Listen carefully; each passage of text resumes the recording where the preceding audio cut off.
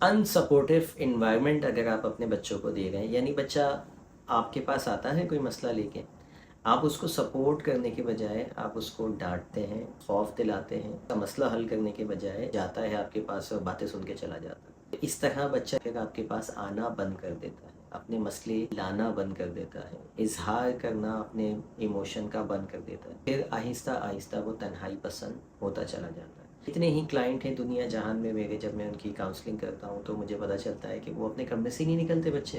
अब टीनेजर्स हो गए, वो कमरे से इसलिए नहीं निकलते कि बचपन में आपने उनको वो सपोर्टिव इन्वायरमेंट ही नहीं दिया कि वो आपकी गैदरिंग को एंजॉय कर सकें। अब जब उनको आदत हो गई है बच्चे बचपन से, और अब जब वो तन्हाई पसंद हो गए हैं, अब आप चाहते हैं कि वो हमारे पास आके बैठे।